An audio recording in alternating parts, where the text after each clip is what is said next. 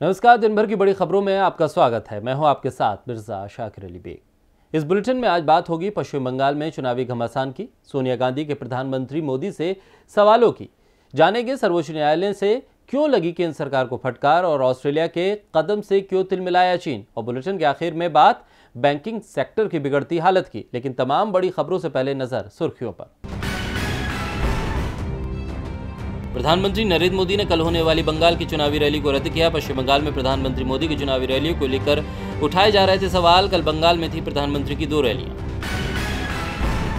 देश के अस्पतालों में मरीजों के लिए ऑक्सीजन की भारी किल्लत, प्रधानमंत्री मोदी ने की उच्च स्तरीय बैठक। केंद्रीय गृह मंत्रालय की तरफ से ऑक्सीजन गाड़ियों के फ्री मूवमेंट के दिए निर्देश।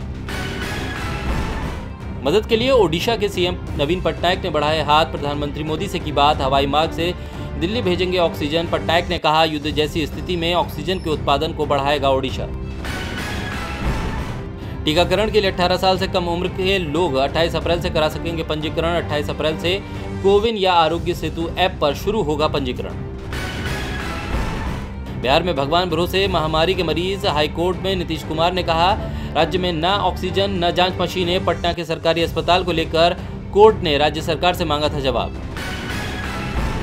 बढ़त के बाद बंद हुआ शेयर बाजार, सेंसेक्स 374 अंकों की बढ़त के साथ 48,080 के स्तर पर हुआ बंद।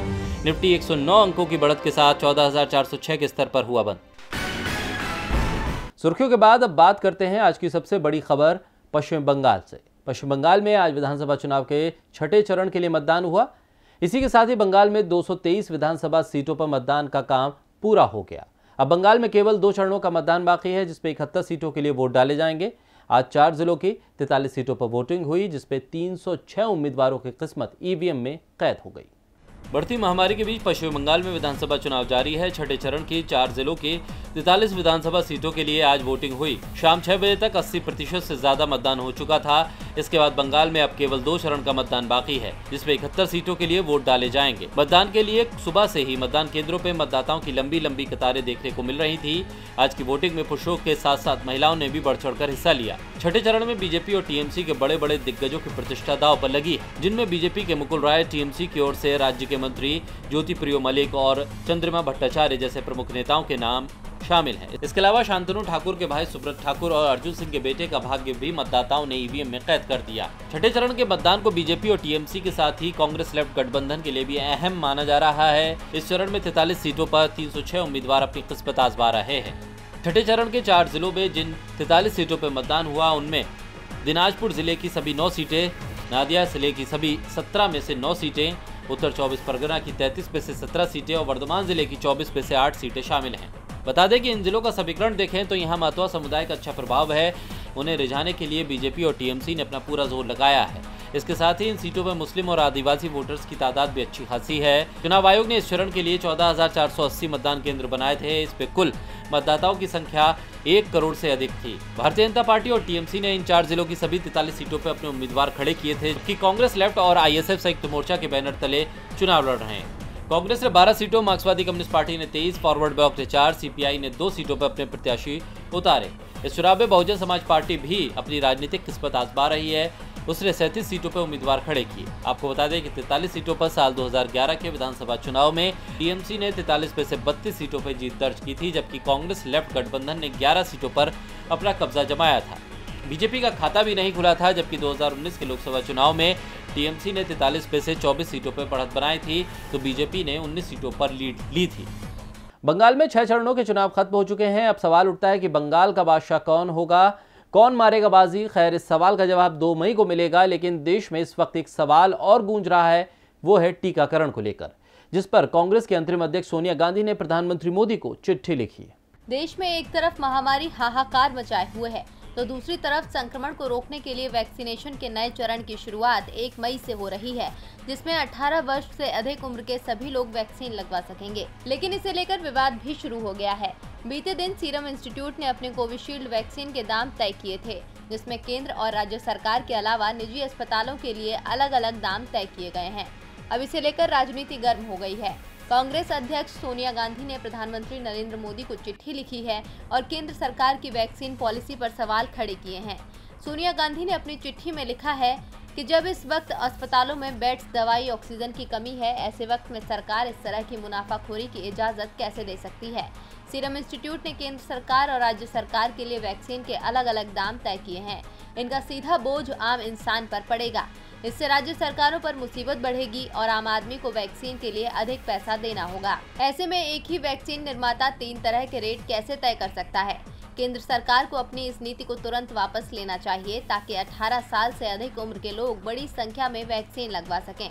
आपको बता दें कि कुछ दिन पहले देश के पूर्व पीएम डॉक्टर मनमोहन सिंह ने पीएम मोदी को चिट्ठी लिखकर देश में 18 से ज्यादा उम्र वाले सभी लोगों को वैक्सीन लगाने का सुझाव दिया था, जिसके बाद 20 अप्रैल को केंद्र सरकार ने वैक्सीनेशन के नए चरण का ऐलान किया है, जिसमें सरकार ने कहा है कि 1 मई से देश में 18 से ज्यादा उम्र के सभी लोग अब वैक्सीन ले सकते हैं। उसके तहत राज्य सरकार, प्राइवेट अस्पताल सीधे वैक्सीन निर्माताओं से वैक्सीन ले सकेंगे, जिसे लेकर सीरम इंस्टीट्यूट ने बीते दिन अपनी जो रेट लिस्ट जारी की है उसके मुताबिक राज्य सरकार को 400 रुपये प्रति डोज, प्राइवेट अस्पताल को 600 रुपये प्रति डोज और केंद्र सरकार को 150 रुपये प्रति डोज के हिसाब से वैक्सीन दी जाएगी। देश के ज्यादातर राज्यों में टीके की कमी है, इससे हालात बिगड़ते जा रहे हैं। अब तो आंकड़ा 3 लाख को भी पार कर गया है। खासकर दिल्ली, महाराष्ट्र और उत्तर प्रदेश समेत देश के ज्यादातर राज्यों में बेड्स से लेकर ऑक्सीजन और जीवन रक्षक दवाओं की भारी किल्लत है, जिस पर मोदी सरकार तो ध्यान नहीं दे रही है, लेकिन सुप्रीम कोर्ट सख्त हो गया है। महामारी के बढ़ते संक्रमण से पूरा देश परेशान है। कई राज्यों में लॉकडाउन की स्थिति बनी हुई है, जबकि महाराष्ट्र, दिल्ली और झारखंड में राज्य सरकारों ने 1 सप्ताह से लेकर 15 दिनों तक का लॉकडाउन भी लगा दिया है। लेकिन महामारी है कि थमने का नाम नहीं ले रही है। देश के अधिकांश अस्पतालों में बेड्स और ऑक्सीजन की भारी कमी है। महामारी से पीड़ित कई लोग तो अस्पताल में बेड्स नहीं मिलने से दम तोड़ रहे हैं। देश में महामारी से गंभीर हो रहे हालात पर सुप्रीम कोर्ट सख्त हो गया है। आज सुप्रीम कोर्ट ने स्वतः संज्ञान लेते हुए केंद्र सरकार को नोटिस भेजा है। सुप्रीम कोर्ट ने 4 अहम मुद्दों पर केंद्र सरकार से नेशनल प्लान मांगा है। इसमें पहला ऑक्सीजन की सप्लाई, दूसरा दवाओं की सप्लाई, तीसरा वैक्सीन देने का तरीका और प्रक्रिया, चौथा लॉकडाउन करने का अधिकार सिर्फ राज्य सरकार को हो, कोर्ट को नहीं। आपको बता दें कि अब मामले की अगली सुनवाई 23 अप्रैल यानी कल होगी। इससे पहले दिल्ली हाई कोर्ट ने केंद्र सरकार पर तल्ख टिप्पणी करते हुए कहा था, गिड़गिड़ाइए, उधार लीजिए, लेकिन ऑक्सीजन लेकर आइए, हम मरीजों को जान गंवाते नहीं देख सकते। अब बिगड़ती स्थिति को लेकर सर्वोच्च न्यायालय ने केंद्र सरकार से प्लान मांगा है, जिस पर देखना होगा कि सरकार क्या जवाब देती है। लेकिन लगता नहीं कि सरकार कोई ठोस प्लान दे पाएगी, क्योंकि उसका ध्यान तो बंगाल चुनाव पर लगा है। तभी तो बढ़ती महामारी के बीच भी नेताओं को तो केवल चुनाव की फिक्र सता रही है, इसलिए जमकर प्रचार किया जा रहा है। भारत को अमेरिका से विकास के मामले में आगे बढ़ने में कई बरस लग जाएंगे, लेकिन महामारी के मामले में देश ने इस कदर गति पकड़ी कि महज 15 दिन के अंदर ही सबसे आगे निकल गया, जो जनता के लिए निराशाजनक है। लेकिन मोदी सरकार इस निराशा को दूर करने की जरा भी कोशिश नहीं कर रही है, बल्कि पीएम मोदी से लेकर गृह मंत्री अमित शाह तो बंगाल चुनाव पर ध्यान दे रहे हैं। 7वें चरण के लिए धुआंधार प्रचार कर रहे हैं। आज गृह मंत्री अमित शाह ने कई पब्लिक मीटिंग को संबोधित किया। इस दौरान ममता सरकार पर जमकर निशाना साधा। इतना ही नहीं, बंगाल बीजेपी अध्यक्ष दिलीप घोष ने 4 रोड शो किए। टीएमसी से बीजेपी में शामिल हुए शुभेंदु अधिकारी ने भी 3 रोड शो किए। इसी के साथ ही बीजेपी सांसद मनोज तिवारी ने भी 2 रोड शो और 1 जनसभा की और जनता से बीजेपी के पक्ष में वोट डालने की अपील की। बंगाल में वोट मांगने में टीएमसी भी पीछे नहीं है। आज सीएम ममता बनर्जी ने भी दक्षिण दिनाजपुर, मालदा, पश्चिम बर्धमान जिले में सभाओं को संबोधित किया। उन्होंने कहा कि बीजेपी लोगों को धोखा दे रही है, आप लोगों को इनके भ्रम में नहीं आना है। अब टीएमसी से लेकर बीजेपी तक के नेताओं ने चुनाव में पूरी ताकत झोंक दी है, लेकिन किसी ने भी एक बार जनता के बारे में नहीं सोचा कि इस चुनाव की वजह से उनकी जान पर बनाई है। मगर नेताओं को लोगों की फिक्र कहाँ, उन्हें तो सत्ता के स्वाद से मतलब है। राजनीतिक पार्टियां केवल चुनाव पर ध्यान दे रही हैं, उन्हें जनता की कोई फिक्र नहीं है। इस स्थिति में मोदी सरकार को अहम भूमिका निभानी चाहिए, लेकिन वो भी पीछे हट रही है। उसने तो अब किसानों के हालात पर भी ध्यान नहीं दिया है, जिसकी वजह से वो अपने घर परिवार को छोड़ दिल्ली बॉर्डर पर धरना देने को मजबूर हो रहे हैं। यहाँ तक कि सभी त्योहार भी यहीं मना रहे हैं। एक तरफ देश में राज्य सरकारें लॉकडाउन और नाइट कर्फ्यू लगाकर महामारी को काबू करने की कोशिश कर रही हैं, वहीं दूसरी ओर दिल्ली की सीमाओं पर लगभग 5 महीने से प्रदर्शन कर रहे किसानों ने साफ कर दिया है कि बॉर्डर पर जल्द ही किसानों की संख्या बढ़ना शुरू हो जाएगी। संयुक्त किसान मोर्चा ने साफ किया है कि फसल की कटाई के बाद बड़ी संख्या में किसान दिल्ली की ओर कूच करना शुरू करेंगे। इस बीच सोशल मीडिया पर दिल्ली बॉर्डर पर किसानों के प्रदर्शन स्थल पर रखी गई इफ्तार पार्टी का वीडियो वायरल हुआ। इस पे मुस्लिम धर्मगुरुओं के साथ भगवा रंग के कपड़े पहने एक साधु बैठा दिखाई दिए। इफ्तार पार्टी के दौरान यहाँ सभी भी लोग जय किसान के नारे लगाते दिखाई दिए। किसान नेताओं का कहना है कि केंद्र के पास प्रदर्शनकारी किसानों के साथ गतिरोध दूर करने का एक ही रास्ता है, तीनों विवादित कानूनों को रद्द करना और ऐसा कानून लेकर आना जो न्यूनतम समर्थन मूल्य की गारंटी दे। अगर सरकार भी किसानों की सेहत को लेकर समान रूप से चिंतित है तो उसे तत्काल तीनों कानून निरस्त कर देने चाहिए और एमएसपी पर एक नया कानून लाना चाहिए। ये एकमात्र समाधान है जिस पर किसान प्रदर्शन वापस लेंगे, अन्यथा ये दिन प्रतिदिन बड़ा होता जाएगा। इतना ही नहीं, किसान नेताओं ने धरने में आने वाले लोगों से अपील की है कि वो अपना टीकाकरण करा लें ताकि कोरोना से बच सकें। आपको बता दें कि दिल्ली में वायरस के रिकॉर्ड केस आने के बाद एक हफ्ते का लॉकडाउन लगाया गया। बावजूद इसके किसान अपनी मांगों को लेकर दिल्ली बॉर्डर पर डटे हुए हैं। देखना होगा कि सरकार किसानों की जान की फिक्र करते हुए कब राहत देती है। इन तस्वीरों से साफ समझा जा सकता है कि सरकार किसानों की स्थिति को समझने के लिए तैयार नहीं है। वो तो केवल अपनी अकड़ में ही जी रही है। इसकी वजह से उसे नुकसान भी उठाना पड़ सकता है। वैसे अकड़ में तो चीन भी रहता है।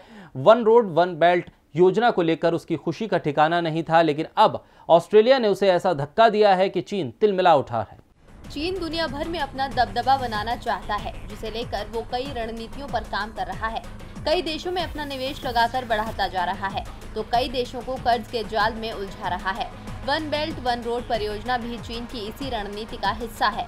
इस योजना के जाल में कई देश फंस भी चुके हैं, लेकिन अब चीन की इस नीति को बड़ा धक्का लगा है। ऑस्ट्रेलिया ने चीन को करारा जवाब दिया है। ऑस्ट्रेलिया के प्रधानमंत्री स्कॉट मॉरिसन की कैबिनेट ने राष्ट्रीय सुरक्षा को ध्यान में रखकर चीन की महत्वाकांक्षी बेल्ट एंड रोड इनिशिएटिव के 2 समझौते को रद्द कर दिया है। जिन 2 समझौतों को रद्द किया है उसमें चीनी कंपनियां ऑस्ट्रेलिया के विक्टोरिया प्रांत में 2 बिल्डिंग इंफ्रास्ट्रक्चर को तैयार करने वाली थीं।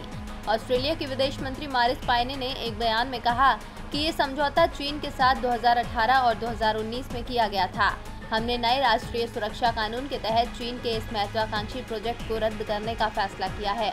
नया कानून संघीय सरकार को निचले प्रशासनिक स्तर पर किए गए उन अंतर्राष्ट्रीय समझौतों की अनदेखी करने की शक्तियां प्रदान करता है जो राष्ट्रहित का उल्लंघन करती हों।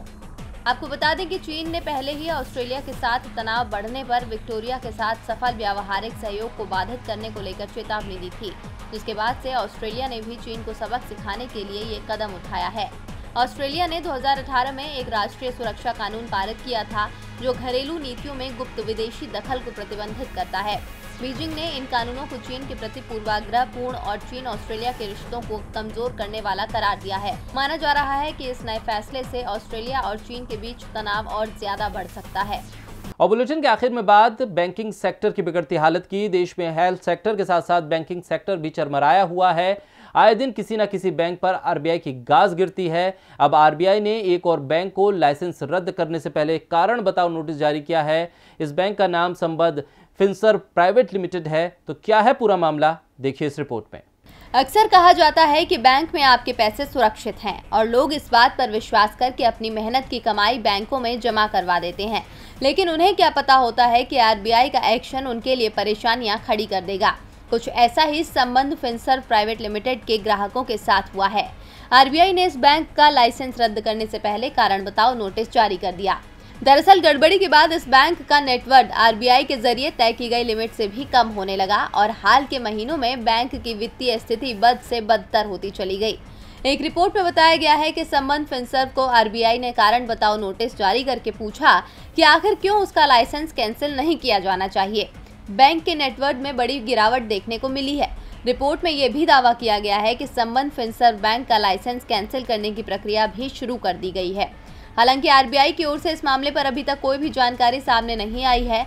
संबंध फिनसर्व के अधिकारियों ने भी कोई बड़ा बयान नहीं दिया है, लेकिन अगर आरबीआई इस बैंक का लाइसेंस रद्द कर देता है तो लोगों को अपने पैसों के लिए परेशान होना पड़ेगा। हालांकि 5 लाख रुपए तक की पूंजी के लिए चिंता करने की जरूरत नहीं है, लेकिन बाकी लोगों का पैसा फंस सकता है। यानी साफ है कि अधिकारियों की गलती की कीमत लोगों को चुकानी पड़ेगी। तो दिन भर की बड़ी खबरों में मेरे साथ इतना ही। देखते रहिए डीबी लाइव। नमस्कार।